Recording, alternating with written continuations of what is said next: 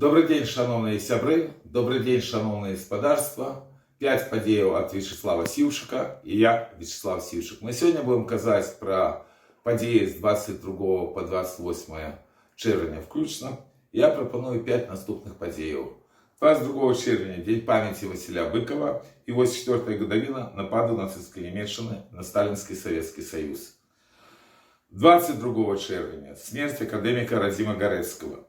24 червня погоднение поміж Израилем и Ираном про спинение 12-дневной ракетной войны. И 24-25 червня саммит НАТО в Газе и встреча на полях саммиту президентов США и Украины. 28 червня ЛГБТ Прайд в Будапеште и антиурадовые беспорадки в Белграде. И опошня 24 червня публикация доклада Международного комитета по расследованию катаванні і жорсткое обиходження по правшей колонии номер 17 города Шклова, где есть раздел про забойство Витольда Ашурка. 22 червня надзвичай важная дата для всей белорусской нации, особливо теперь, когда вся Европа в передвоенном стане. Натурально лукашенковская банда, ихние господари в Москве будут снова раздувать миф про Великую Отечественную войну. Для нас, белорусов, Другая светная война была вельми жахливой. Ахвяры, які понесла наша нация, вельми громадные. Але ж белорусская нация вельми моцная. И 22 червня это день памяти Василя Быкова. Менавіта гэты выдатнейшы беларускі дзеяч, гэта і ёсць беларуская правда про тую жахливую другую светную войну.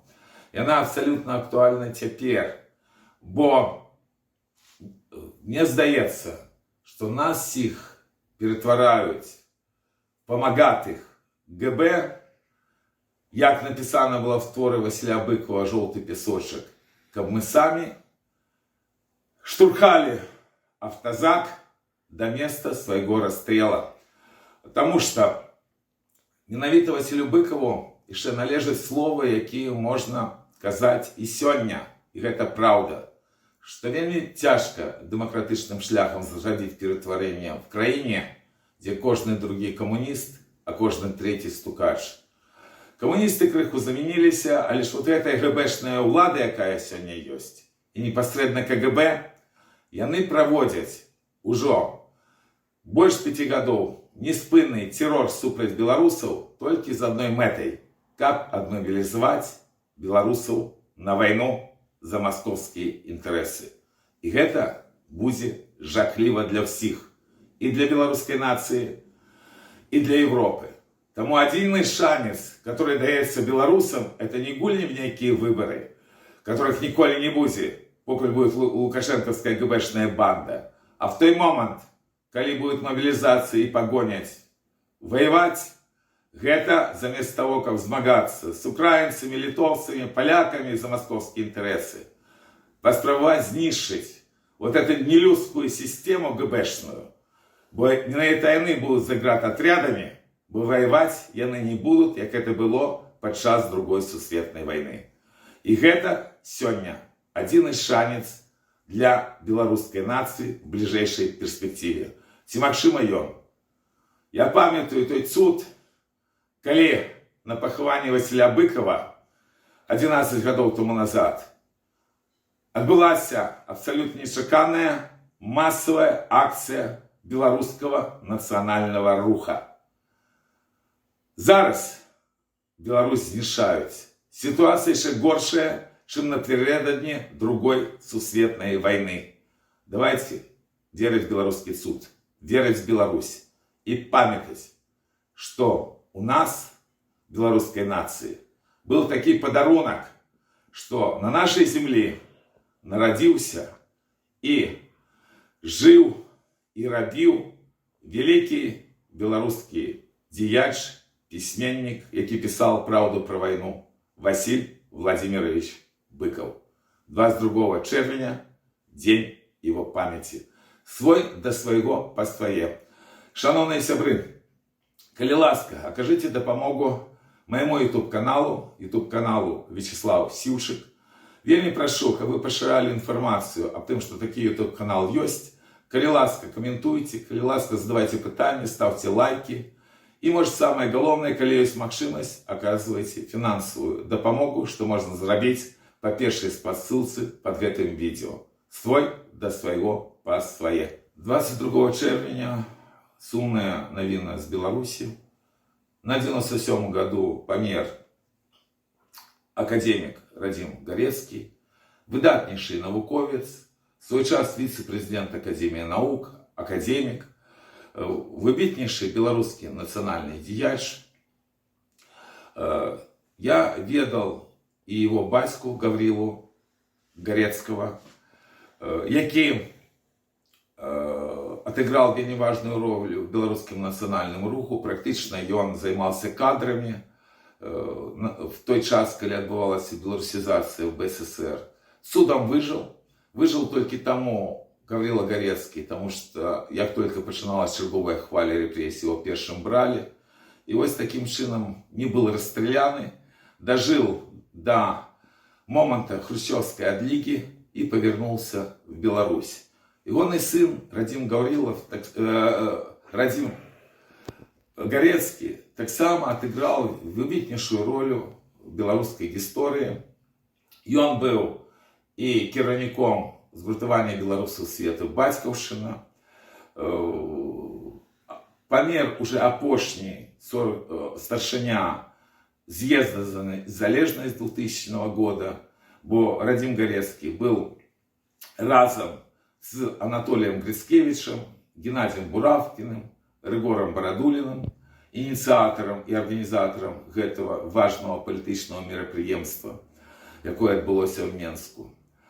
Ну и вельмі добра яшчэ ведал его тому, что ён геолог, и я вельмі заўсёды буду удзячны ему за тое, что на кожны дзень геолога ён в народной воле в 90-х, в нулевых годах звычайно писал мне віншаванне, бо гэта былі звычайна Акрэсціна, камера пасля правядзення Дня волі.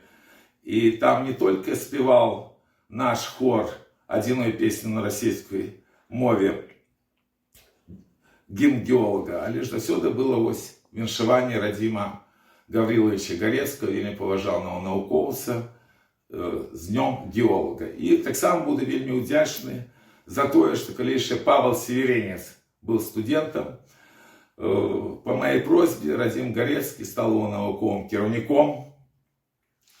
Правда, гэта не уратавала Павла от того, что его выдатника все равно отличили с университета по кепскому здоровью, что не перешкодило посадить на 2 месяца за любовь до Беларуси в Менское СИЗА. Радзім Гарэцкі – гэта сапраўды прадстаўнік вельмі магутнага рода, потому что есть его вспомины, есть книги, артикулы, якія он написал, и где писал не только про своего батьку, а и про классика белорусской литературы, родного дядьку Максима Гарэцкага, які уникальный письменник, вельмі талентавіты письменник, які был расстреляны коммунистами. И таксама, калі уже закранули мы тему геологии, не гледзячы на тое, что сапраўды был вельмі выбітны вучоны, я ніколі не забуду один доклад Радзіма Гарэцкага уже для экспертов в разных галинах, где он тлумачыў, чым багаты недра Беларусі. Яны сапраўды вельмі багаты, калі, напрыклад, параўноўваць з такімі краінамі, як Нямецчына, то мы вельмі і вельмі шмат чаго маем. В тым ліку і ёсць залежы, которые павінны быць цікавы Злучаным Штатам Америки. І, магчыма, пра гэта таксама ішла размова, калі амерыканцы прыязджалі 21 чэрвеня в Менск. Трэба дзякаваць Богу, трэба дзякаваць, што лёс Радзіма Гарэцкага все-таки непарыўна звязаны с Беларусью, потому что могли быть разные варианты у этого выбітного навукоўца. И прыгадвайце светлых беларусаў, якія шмат што зрабілі для нашай бацькаўшчыны. Вось Радзім Гарэцкі абсолютно падыходзіць на тую ролю, каб сказаць, што ён жыў для Беларусі. Светлая памяць. Все падзеі 24 чэрвеня пагаднення паміж Ізраілем і Іранам пра спыненне 12-дзённай ракетнай вайны і 24-25 чэрвеня саміт НАТО ў Гаазе, сустрэча на полях самміту прэзідэнта США і Украіны. Пад ціскам Дональда Трампа, гледзячы на то, што Злучаныя Штаты Амерыкі таксама ввязаліся в вайну паміж Ізраілем і Іранам, было все-таки прынята пагадненне пра спыненне вайсковых дзеянняў паміж Ізраілем і Іраном. Натуральна, яна будет парушацца. Там вельмі цікавы момант, што калі только это все пачыналася, то Натаньяху адразу сказал, што гэта зойме 2 тыдні. Так і атрымалася. Ёсць дастаткова адэкватныя загалоўкі так, заходняй прэсе пра гэтую навіну, што пачатак Трэцяй сусветнай вайны адкладваецца. Але ж Трэцяя сусветная вайна может пачацца не толькі в рэгіёне Бліжняга Схода. Больш таго, не до конца зразумела, што з ядерным арсеналам Ірана, таму што звязаныя з палітычнай апазіцыяй Трампу, в першую чаргу, амерыканскія СМІ, яны сцвярджаюць, што урон нанесены быў мінімальны Ірану, і што яны вельмі хутка адновяць сваю праграму. Але ж Трамп это опровергае. Я не маю інфармацыі, што насамрэч адбывалася, але ж можна адразу сказаць, што гэта не апошнія вайсковыя дзеянні паміж Іранам і Ізраілем, і гэтае пагадненне пачало парушацца яшчэ да таго часу, як оно вступило в силу, што выклікала жорсткую рэакцыю прэзідэнта Злучаных Штатаў Амерыкі. Саміт НАТО в Гаазе, асноўнае дасягненне гэта тое, што яны в дастаткова далёкай перспектыве выходзяць на 5% бюджэта на военные патрэбы. Гэта патрабаванне Дональда Трампа. Па Украіне практычна вельмі вялікі крок назад, бо, напрыклад, тая ж праблема Гішпаніі, якая адмаўляецца нават на 5% выйсці зараз для Трампа вельмі сур'ёзны выклік. Але ж тым не менш адбылася сустрэча паміж Трампам і Зеленскім в Гаазе, і ёсць все-таки меркаванне, што пачалося мяняцца стаўленне Дональда Трампа да Пуціна і да Расіі.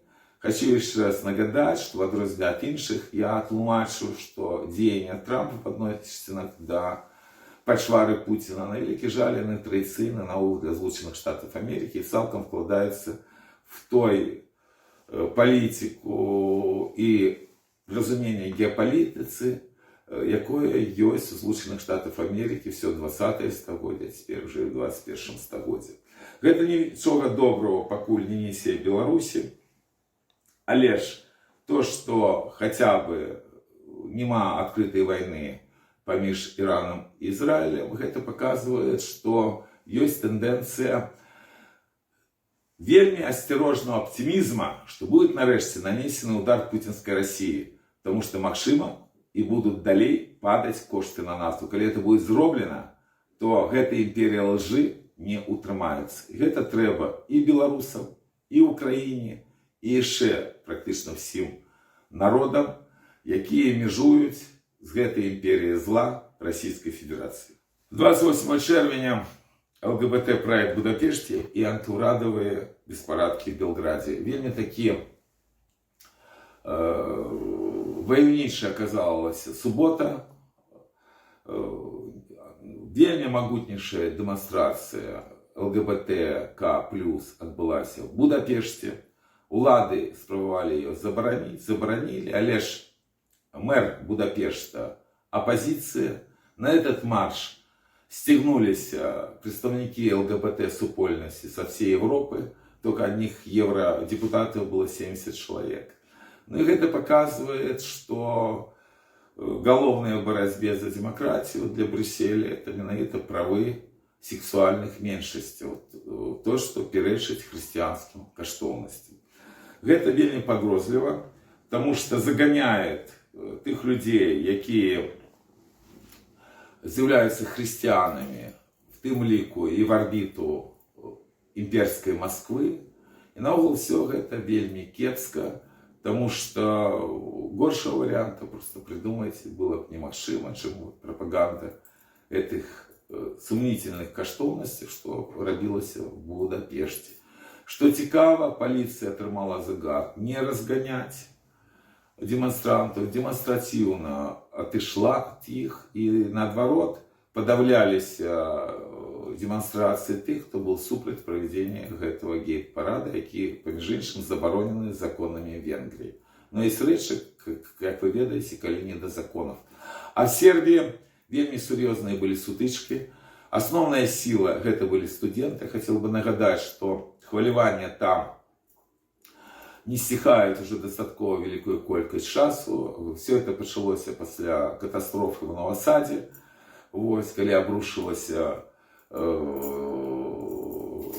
дах на вакзале, и были ахвяры. Пачалася барацьба с сённяшнім президентом Сербии Александром Вучичем, які дастаткова шмат прарасійскіх заяў таксама робіць. Прымяняліся спецродкі. Вучич заявил, что гэта абсолютно непрымальна, что не пойдзе на ніякія саступкі. Раней уже сышоў в отставку премьер-министр, уже былы премьер-министр Сербии. Вось. Але ж демонстранты патрабуюць, каб былі пазачарговыя выборы, в чым адмаўляет им улада в Белграде. И там, я думаю, супрацьстаяние будет протягиваться. Нагадаю, что так само на тыдні 4 лидерам оппозиционных партий в Грузии были вынесены турэмныя термины, покуль по белорусских мерках вельмі невеликие, там кому 7, кому 8 месяцев, але ж это відавочнае пагаршэнне ситуации в Грузии, где так само была спроба вулічнай демократии, борьбы с урадом. Ну и, конечно, не трэба забываться об тым, что в той час, як адбываюцца гэтыя вулічныя акцыі, калі засуджваюцца апозіцыйныя палітыкі, адбываюцца працэсы, якія кіруюць Путин и Москва.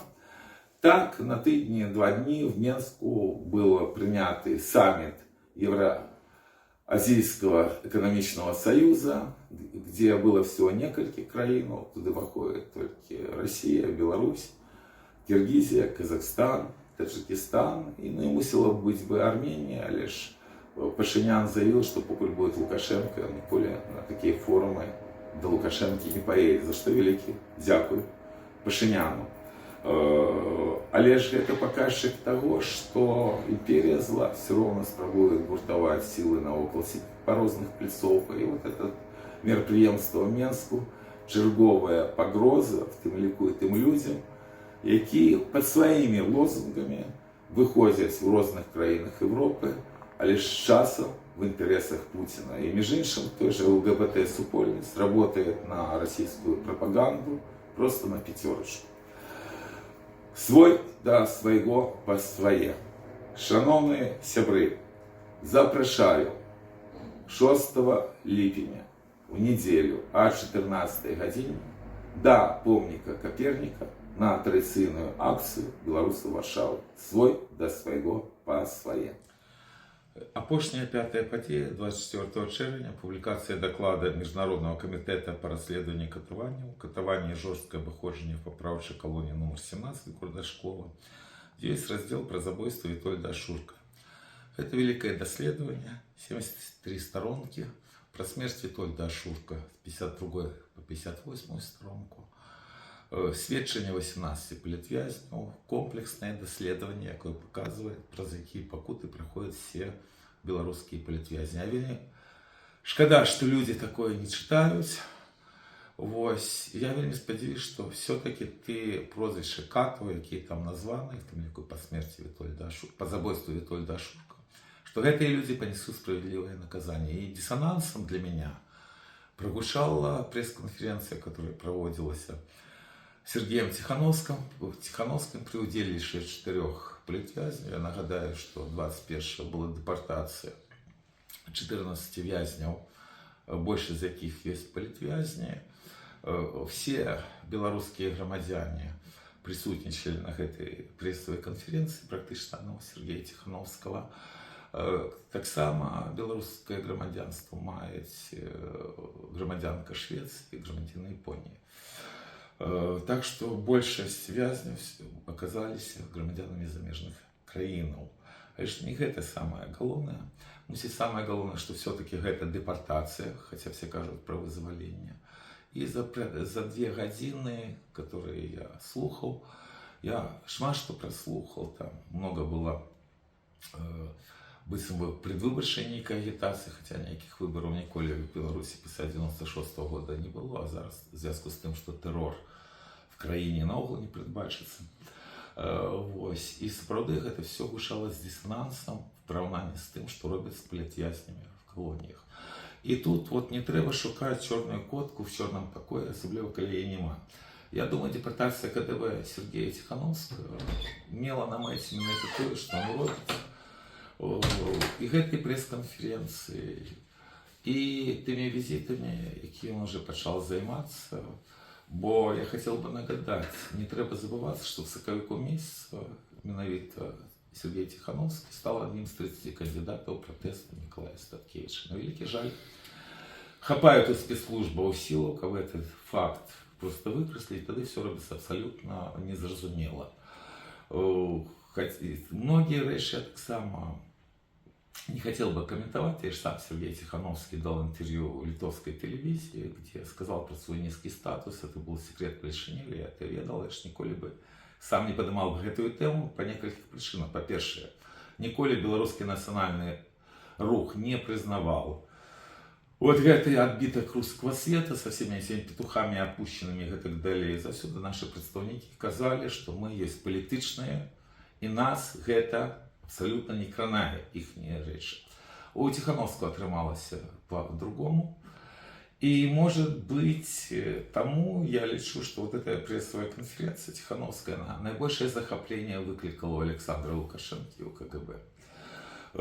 Шкада, что гучала русская мова, особливо улічваючи, что 24 жніўня этой 125-годзе Кузьмы Чорнага, классика белорусской литературы, которого катавала еще НКВД, это и 100-годие белорусской селянской рабочей громады, одной из самых массовых организаций белорусов 20-го стагодия, там было 120 тысяч сябров.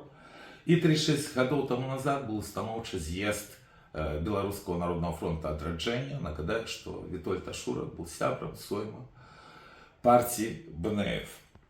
Вот гэтыя даты, яны все-таки показывают, что белорусская нация есть войовничая, и все не сводится до тех схем, которые робятся в Москве, потому что прозвучала там на пресс-конференции оправдание Тихановского, что, если в Крым он ездил, как паломник.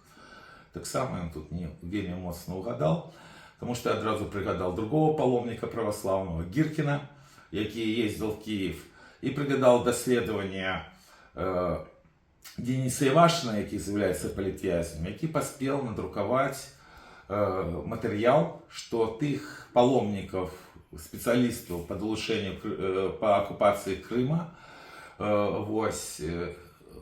Михаил Бабич поспел собрать в российской амбассаде в Беларуси, коли был послом. И я думаю, что это так само певним чином звязано с тем, что от апошнего выборчего фарса выиграла Россия, а не белорусский народ. Але ж белорусский народ моцный, и я думаю, что мы все-таки уратуем свою країну. Живе Беларусь!